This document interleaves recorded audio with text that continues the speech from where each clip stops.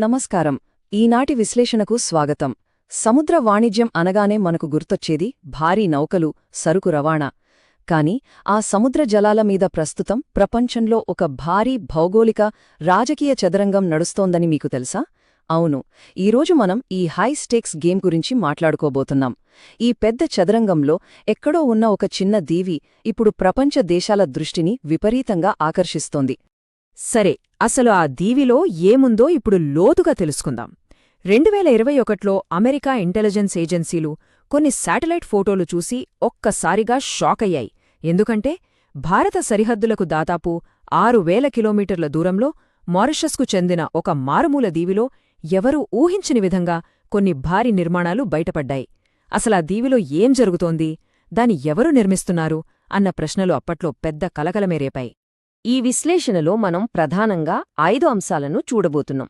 మొదట మారిషస్లో జరిగిన ఆ ఆవిష్కరణ గురించి, ఆ తర్వాత హిందూ మహాసముద్ర వాణిజ్య మార్గాలు, ఆధిపత్యం కోసం దేశాల మధ్య పోటీ, వ్యూహాలు, సముద్ర నిఘా వ్యవస్థ మరియు చివరగా స్ట్రాటజిక్ నెట్వర్క్ గురించి చర్చిద్దాం. అయితే ఆ దీవిలోని ఆయుధాల గురించి మాట్లాడుకునే ముందు అసలు ప్రపంచవ్యాప్తంగా ఉన్న ఈ సముద్ర వాణిజ్య పరిస్థితులను అర్థం చేసుకోవడం చాలా ముఖ్యం. మొదటి భాగం మారిషస్లో ఒక ఆవిష్కరణ. అగాలేగా ఈ పేరు విన్నారా? వాస్తవానికి ఇది 2 చిన్న దీవుల కలయిక. కేవలం 300 మంది జనాభా మాత్రమే ఉండే ఒక చిన్న ప్రాంతం. చేపలు పట్టుకోవడం, కొబ్బరితోటలు పెంచుకోవడం ఇది వాళ్ల దినచర్య.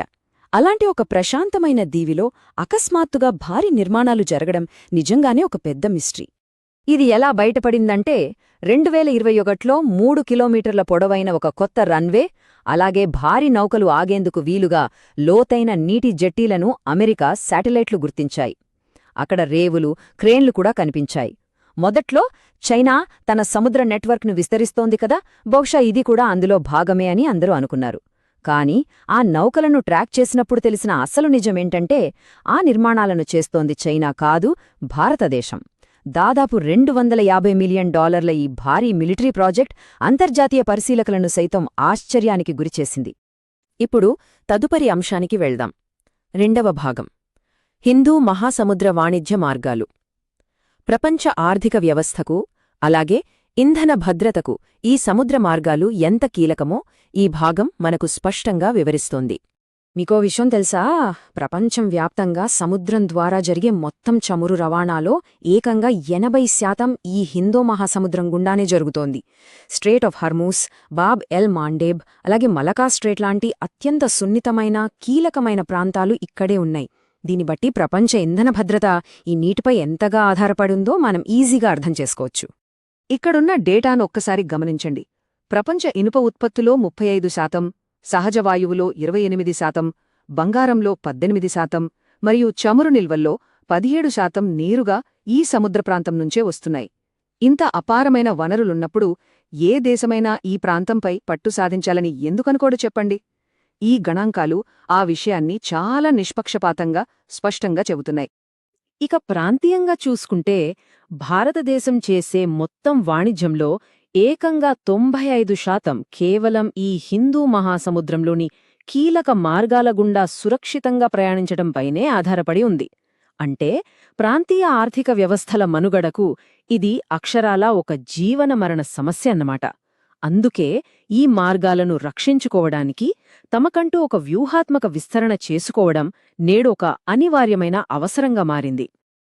ఇక 3వ భాగం పోటీ వ్యూహాలు. సముద్ర వాణిజ్యాన్ని కంట్రోల్ చేయడానికి తూర్పు అర్ధగోళంలో ప్రస్తుతం ఏ రకమైన నావికాదళ వ్యూహాలు నడుస్తున్నాయో ఇప్పుడు మనం కాస్త తటస్థ కోణంలో పరిశీలిద్దాం. ఇక్కడ మనం మాట్లాడుకోవాల్సిన అత్యంత కీలకమైన పాయింట్ స్ట్రింగ్ ఆఫ్ పర్ల్స్.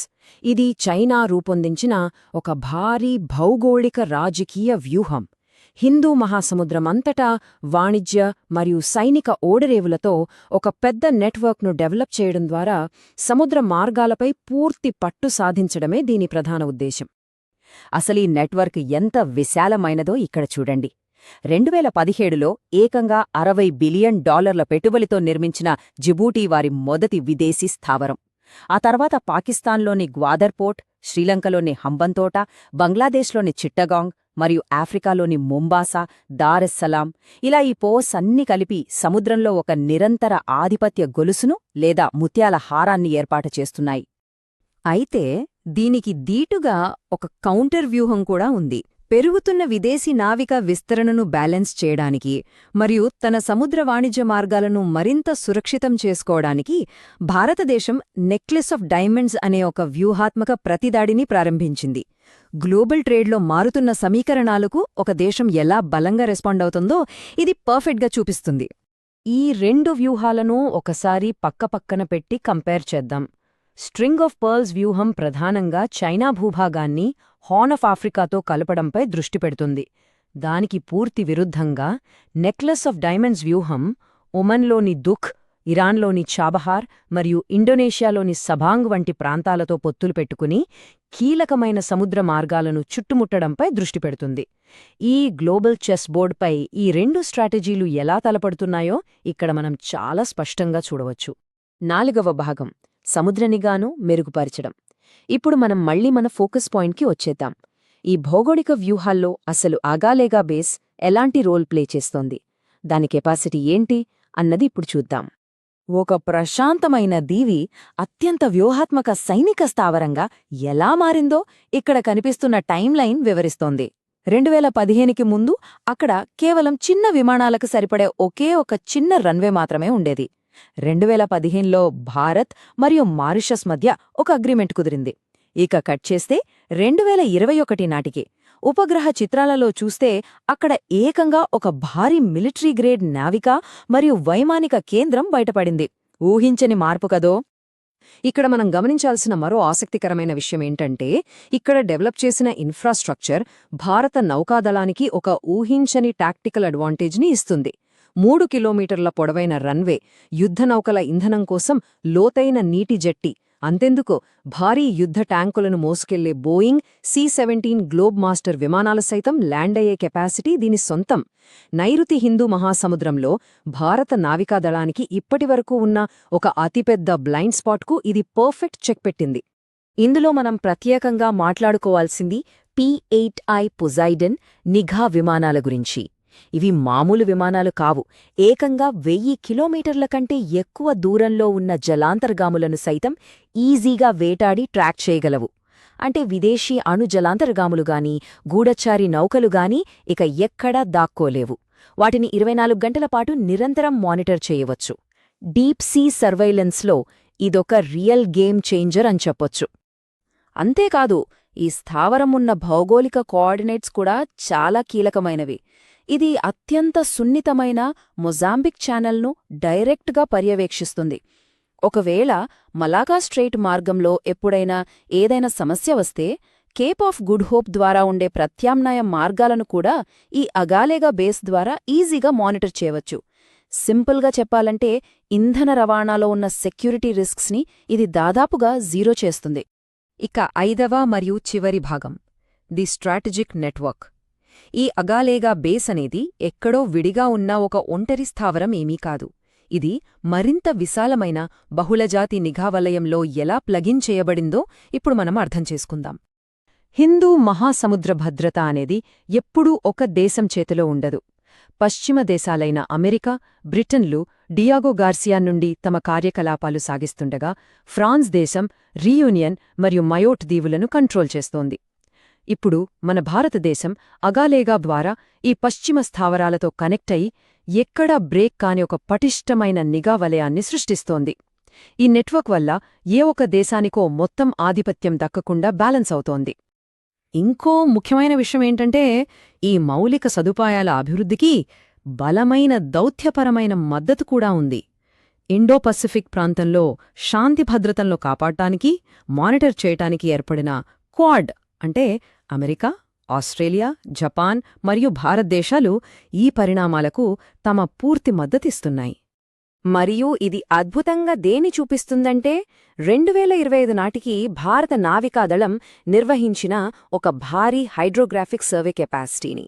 ఈ ప్రాజెక్ట్ ద్వారా దాదాపు 25,000 చదరపు నాటికల్ మైళ్ల సముద్రాన్ని మ్యాపింగ్ చేశారు. అంటే అక్షరలా ఆ సముద్రపు అడుగు భాగాన్ని స్కాన్ చేసినట్లే. దీనివల్ల వాళ్ల రాడార్ మరియు ఇంటెలిజెన్స్ సామర్థ్యాలు అమాంతం పెరిగిపోయాయి. ఇక ఆ జలాల్లో జరిగే ప్రతి చిన్న కదలికను అత్యంత ఖచ్చితత్వంతో పసిగట్టవచ్చు. వీటన్నిటిని బట్టి చూస్తే మనకొక విషయం చాలా స్పష్టంగా అర్థమవుతుంది. అగాలేగా అనేది ఇప్పుడు కేవలం ఒక దీవి కాదు, అదొక వ్యూహాత్మక భౌగోళిక బ్లాక్. పశ్చిమ హిందూ మహాసముద్రాన్ని రాజనీతిగా, భౌగోళికంగా సురక్షితం చేయడం ద్వారా ఇది విదేశీ ప్రభావాన్ని చాలా పవర్ఫుల్గా అడ్డుకుంటుంది. ఈ జలాలపై ఆధారపడిన 95% వాణిజ్యాన్ని కాపాడటానికి ఇదొక అత్యంత బలమైన ఆయుధం. ఫైనల్గా ఒక ఆసక్తికరమైన ప్రశ్నతో ఈ విశ్లేషణను ముగిద్దాం. ఇలా మారుమూల దీవులలో అత్యాధునిక సైనిక స్థావరాలను నిర్మించడమనేది భవిష్యత్తులో అత్యంత కీలకమైన ప్రపంచ వాణిజ్య మార్గాలను సురక్షితంగా ఉంచి శాంతిని స్థాపిస్తుందా, లేక దేశాల మధ్య ఈ నావికాదళ ఆయుధాల పోటీని మరింత తీవ్రతరం చేస్తుందా? సముద్ర జలాల భౌగోళిక రాజకీయాల భవిష్యత్తును నిర్ణయించేది ఖచ్చితంగా ఈ ప్రశ్నే. ఈ విశ్లేషణ మీకు నచ్చిందని ఆశిస్తున్నాను. ధన్యవాదాలు.